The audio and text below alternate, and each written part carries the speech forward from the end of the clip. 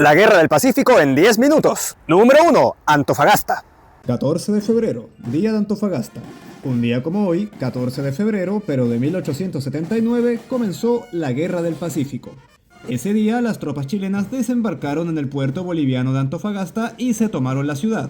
Algunos califican esta acción como una invasión, mientras que otros hablan de una reivindicación. Número 2. La Batalla de Calama. Calama. Nos encontramos a 100 kilómetros al noroeste de San Pedro de Atacama. Fue en este lugar el 23 de marzo de 1879 donde se dio el Combate de Calama, también conocido como Combate de Topáter, tal y como nos indica esta placa. Eduardo Avaroa fue uno de los primeros civiles que se ofreció como voluntario al coronel de milicias Ladislao Cabrera para preparar la defensa de Calama. Cuando el coronel le aconsejó a Avaroa que volviera a casa con su familia, él contestó: "Soy boliviano, esto es Bolivia y aquí me quedo". Durante el combate, cuando un coronel chileno le exigió rendirse, Avaroa contestó con otra frase para el bronce.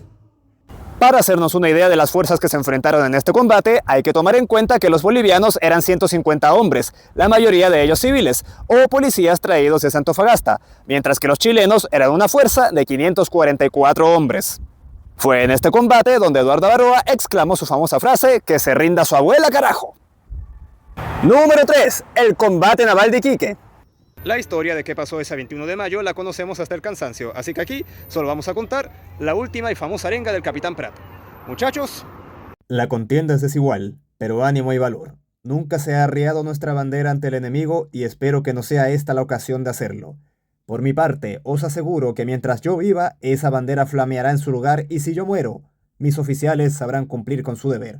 ¡Viva Chile! Número 4. El combate naval de Punta Gruesa. Mientras la Esmeralda era hundida por el Huáscar, la Covadonga, al mando del capitán Carlos Condel, huía de la Independencia. Los peruanos pensaban que estaban a punto de capturar al buque chileno, pero en realidad, Condel los conducía a una trampa. Nos encontramos en Punta Gruesa, al sur de Iquique. 21 de mayo, mientras el Huáscar persigue a la Esmeralda, otro barco chileno, la Covadonga, al mando del capitán Carlos Condel, se enfrenta a otro gigante peruano, la Independencia. Se trata de otra pelea de David contra Goliat. No obstante, Condel tiene una estrategia. Como vemos acá, en la costa de Punta Gruesa abundan los roqueríos y la Independencia es un barco demasiado grande, por lo tanto es fácil de encallar. De ahí que Condel navega lo más cerca posible de la costa. Los peruanos mordieron el anzuelo y la Independencia chocó contra rocas submarinas, quedando inmovilizada. El lugar exacto donde se produce esto está demarcado por este pequeño monumento, este circulito, que nos indica el lugar donde se dieron los hechos del combate de Punta Gruesa. Número 5. El combate naval de Angamos. Tras el combate naval de Iquique el 21 de mayo, vino el combate naval de Angamos, el 8 de octubre del mismo año. Allí los barcos peruanos Huáscar y Unión se enfrentaron a los chilenos Blanco Encalada, Covadonga, Cochrane, O'Higgins y Loa. Luego de horas de un intenso combate, el Huáscar fue capturado por los chilenos. De sus 216 tripulantes, más de 30 murieron, entre ellos su capitán. Un proyectil impactó la torre donde se hallaba el almirante Miguel Grau, causándole la muerte. Claro que para saber cómo continúa esta historia, tenemos que subirnos al Huáscar. Nos encontramos en el Huáscar, en Talcahuano, el sur de Chile, a más de 2000 kilómetros de Iquique. Fue en este barco, el 8 de octubre de 1879, donde murió el almirante Miguel Grau Seminario en la batalla de Angamos. Lo único que quedó de los restos del cuerpo del almirante Grau de esa batalla fue un pedazo de su pierna. Número 6. La batalla de Tarapacá. Nos encontramos en el pueblo de Tarapacá, a 2 horas de Iquique y a los pies del Cerro Redondo.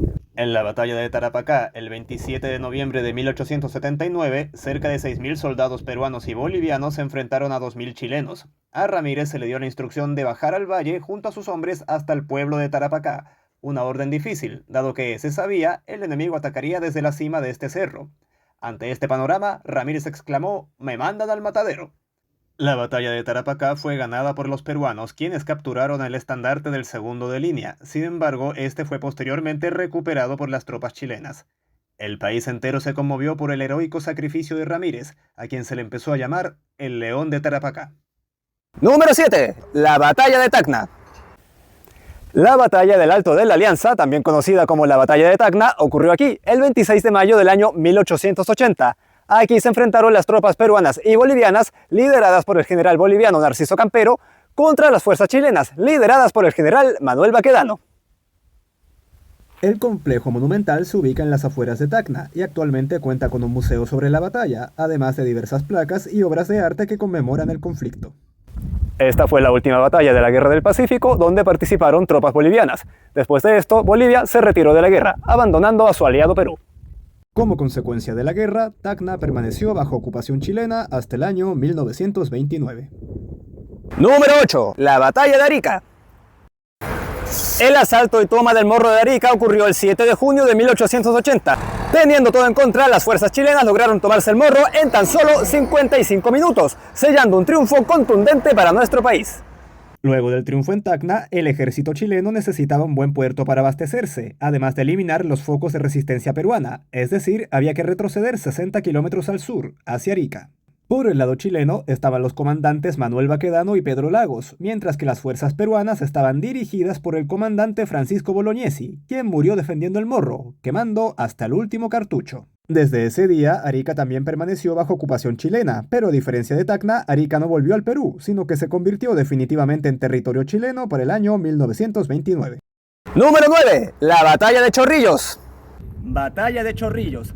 13 de enero de 1881. Nos encontramos en el Morro del Solar, en el distrito de Chorrillos. Fue aquí donde se dio la batalla más grande de la Guerra del Pacífico. Aquí se enfrentaron más de 20.000 soldados peruanos contra más de 20.000 soldados chilenos. Para Perú, esta fue una batalla especialmente significativa. Por primera vez en toda su historia, se movilizó a peruanos de todos los rincones del país por una causa común. Gente de la selva, de la sierra, del norte y del sur convergieron en la defensa de Chorrillos. Es por esto que en las ciudades de prácticamente todo el Perú es posible encontrar un mausoleo con veteranos de esta batalla. Sin embargo, eso no bastó para resistir a la invasión chilena. Muchos de los soldados no hablaban español. Esto, sumado a problemas de logística y de organización, derivó en una nueva victoria chilena. Tras la derrota peruana, se produjeron una serie de incendios y saqueos protagonizados por los soldados chilenos, que devastaron las localidades de Chorrillos y Barranco. Número 10. La Batalla de Miraflores.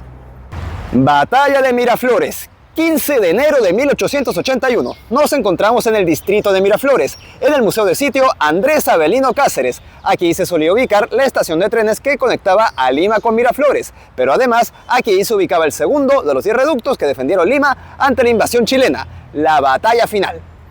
El ejército chileno, al mando del general Manuel Baquedano, se enfrentó a la resistencia peruana liderada por Nicolás de Piérola. Ambos bandos poseían aproximadamente 10.000 hombres cada uno.